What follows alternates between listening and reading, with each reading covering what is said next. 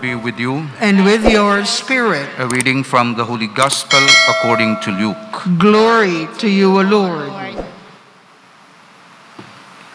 When Jesus looked up, he saw some wealthy people putting their offerings into the treasury, and he noticed a poor widow putting in 2 small coins.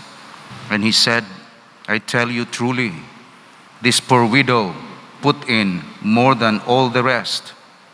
For those others have all made offerings from their surplus wealth, but she from her poverty has offered her whole livelihood.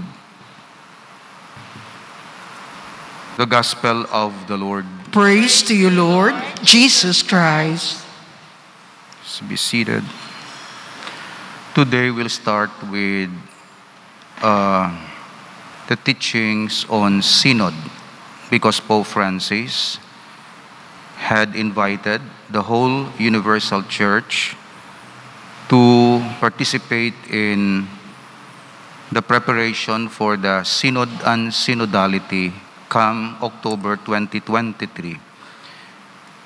And this is the Synod of Bishop, or the gathering of bishops, representatives, to discuss on the nature of the church, the synodality of the church. And of course, there are preparations and stages of preparations until it reaches its culmination in October 2023, the gathering of the bishops.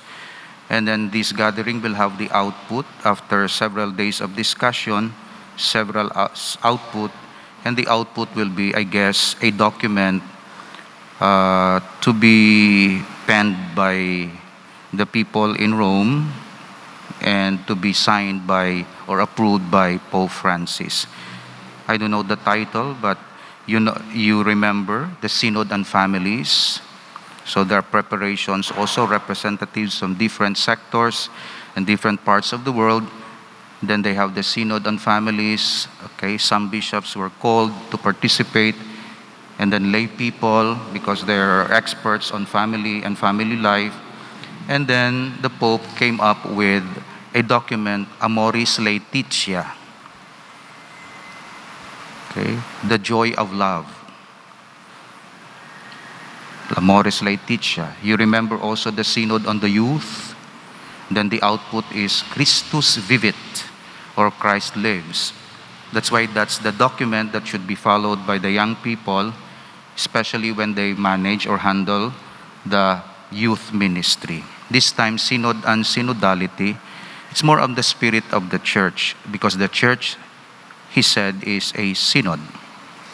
So there are various stages of preparations, parochial preparations. Some parishes have already started. In our parish, I'm starting now in sort of orientation and explanation. Then we have the parish councils and other key persons, facilitators. Okay. Then after the parish level, of course, the document will come up. The spirit will remain. Okay. The synodality will remain. Only the documents will come up to until on the table, at the table of the Pope. Okay.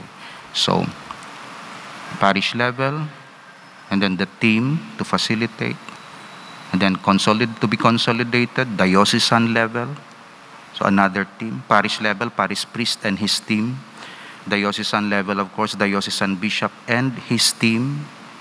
And then the national level, the Catholic Bishops' Conference of the Philippines and other national conferences of bishops. And then the team of the CBCP.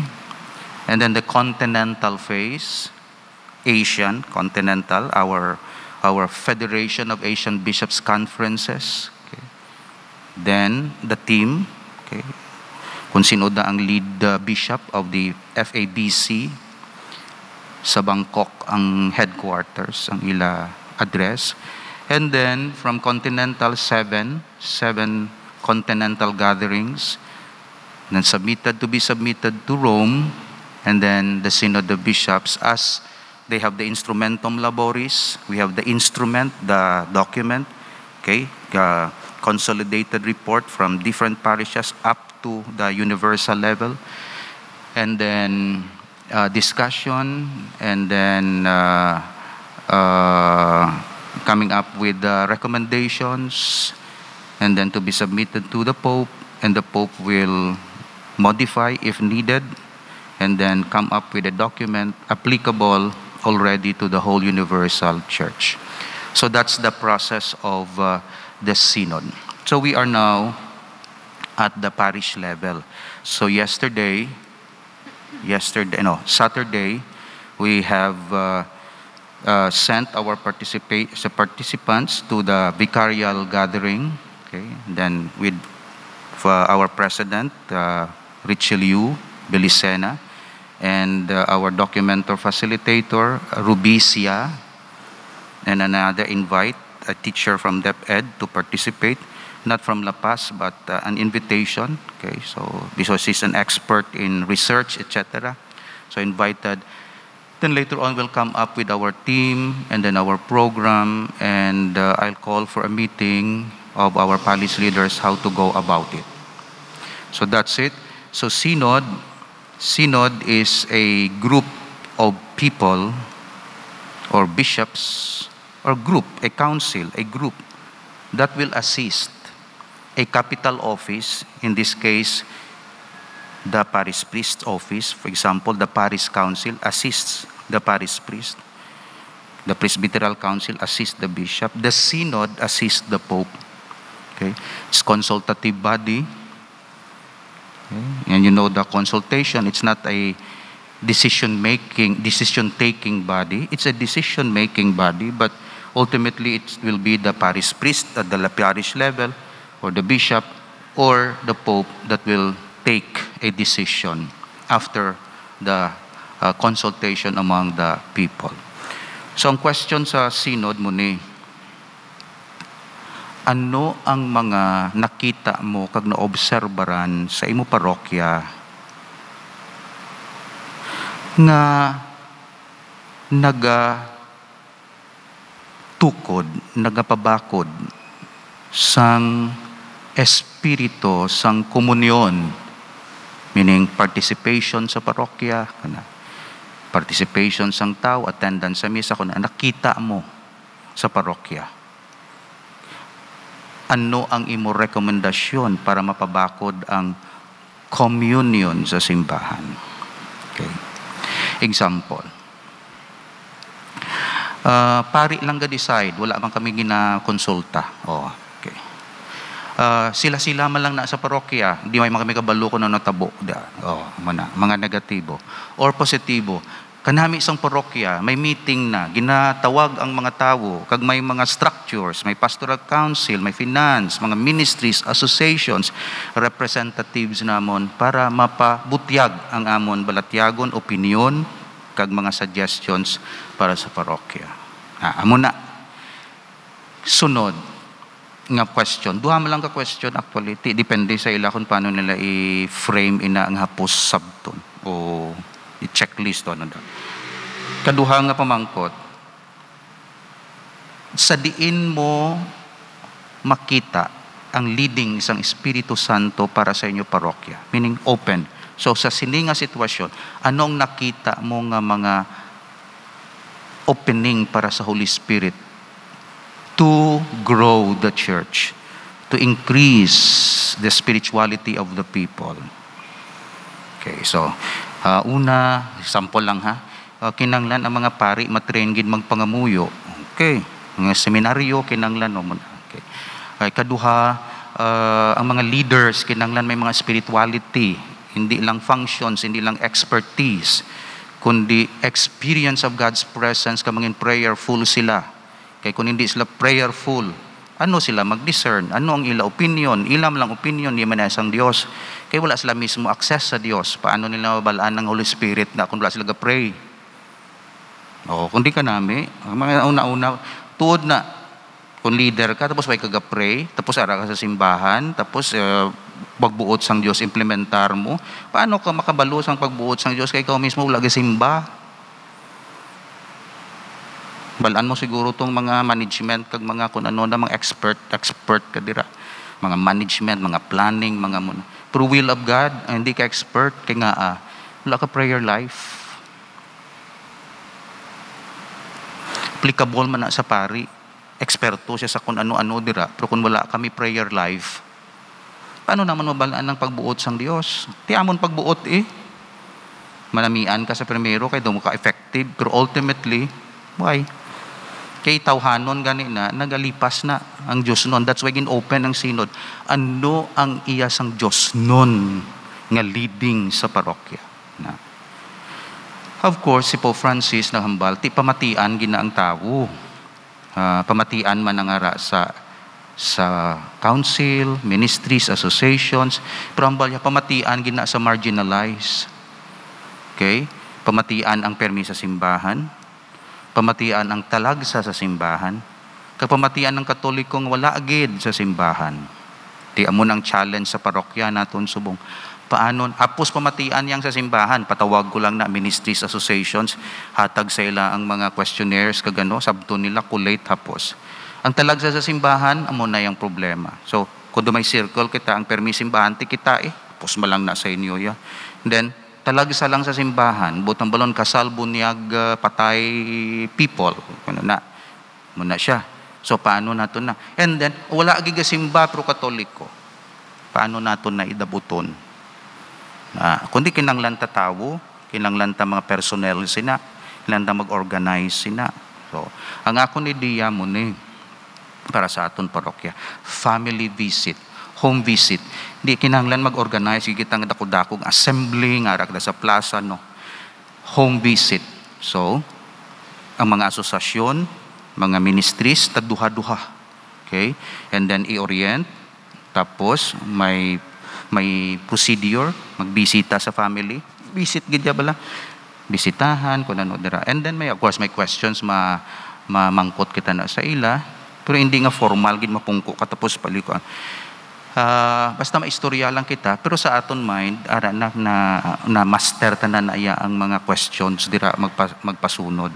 Then report na lang naton. Then maka-come up kita sa report. Okay? So ako na in charge sa mga nadabot na nga tawo. Pero ang dito na hindi madabot, di bululigan ta na dito sa Tabok Suba, dito sa Reyos, kagano da. So tagduha-duha. That's why mga lay ministers, mga choir, mga tanan. Yung tagduha-duha kita, pras kay Jesus ng padala tagduha-duha. Of course, may orientation, kag may procedure kita nga himuon. Okay? Para pila sa sininga mga inadlaw sa December nga ini, damo kita gagwa.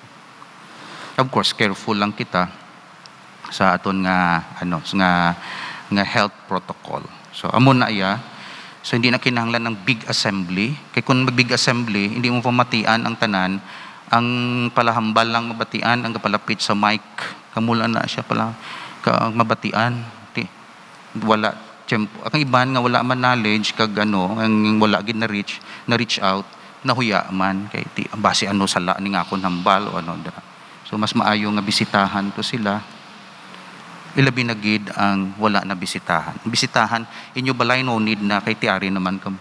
Wala lang na bisitahan para makuha naton ang pulso sang parokya kagamo nang isubmit naton sa diocese, then consolidate na tubtob makadangat sa desk sang Santo Papa kag makita ang sitwasyon sang simbahan. So hindi kita mag-discuss sa family, youth, ang diskusan naton ang komunyon, ang komunidad. Mabatyagan mo ba lang komunidad sa simbahan?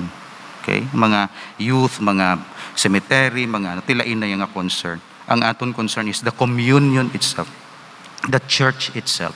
Mabatyagan mo ba lang nga ang simbahan isa ka komunyon, isa ka komunidad? Yes or no? No. Nga magluwa na dayon. Pari, suplado, pang sistema sa parokya, gagamo, may duda sa kwarta, kung ano dira, willing lang kita mamati sina. Or, kita namon, nagagrow ang amon parokya. Tungod gina-emphasize ang spirituality, ang moral life, parte sa Dios, kung ano dira. So makita naton, basta community life ang aton pamangkoton. Okay? Batyagan mo bala ang komunidad sa imo parokya o impabayaan ka, o hindi ka connected, o wala ka labot, o indifferent ka, wala. Hindi namon mabatyagan. Hindi namon mabatyagan. Honest lang kita sa pagbaton sina. Depende kung ano ang resulta sa ano. So, hindi na evaluation nga. Amo na, kaya ka kasimba, kung hindi ka batyag sa community. No, hindi mo na. Kundi open lang. Okay? Open lang kay pamatian ang balatyagon sang tao. At fault or no fault at all. It's not the purpose. Kundi ang sitwasyon sang simbahan kag komunidad. So, amoy na by December, kinahanglan, manbal na matuman na naton, and then kamo sa mga daily mass goers, i-filled in man naton kamo, kag sa palibot ninyo. Kabisan ano man lang sa palibot ninyo. Bisita kamo sa palibot dira. Okay? And then i-report ninyo, tagaan ta kamo pormas, report ninyo ang sitwasyon dira on the communion of the parish and communion of the church. So we entrust to our Lord Jesus Christ the King. Ining mga hilikuton nga ini bendisyonan ang mga efforts nga ini kag maglutaw gid ang sitwasyon nga tuod-tuod, okay, kag ang practical solutions nga ma-offer sang Santo Papa kun makatapos na initanan nga mga konsultasyon. Lastly, tinga ang ginamon ni sang Santo Papa. Kay sang una ang ginakonsulta obispo lang. Subong Hambalyano. Sang unang ginakonsulta pari lang. Di siyempre kung pari, depende kung ginubraya gid man nga ginkonsulta ya kang nagahimo report o patahumon niya iya report without basing on the reality. Siyempre ang pari patahumon mo report, mala parokya sang lapas laway, di amo na imo report do hindi man. Pero kung ara na ya halin sa tawo, makita gid ang sitwasyon sang parokya kag kung ma-diagnose, mapadapatan sa eksakto nga bulong. Kaya kung sakit ngipon mo, tapos ang mo tiyan mo sakit, tihatag sa imong bulong sa tiyan, pero ngipon mo hindi mag-ayo. Pero kung sakit ngipon ko, kundi matagaan ka sa eksakto nga solution. So amo ina, ang gusto sang Santo Papa, nga halin gid sa idalom, para magsaka gid siya, without any judgment or ano. Okay? Basta sitwasyon sang komunyon sa simbahan. Mabatyagan mo bala nga pamilya ang parokya. Mabatyagan mo bala nga komunidad sang Dios ang parokya. Nga pangamuyuan naton ini magtindog kita.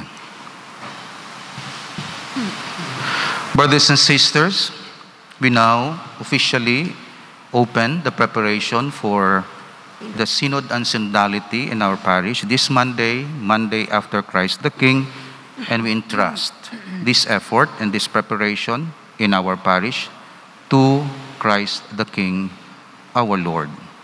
Grant, O Lord, that we will have this good health and commitment so that we'll continue to serve the Church and really prepare, as requested by the Pope, the document and the spirit of Synod on Synodality.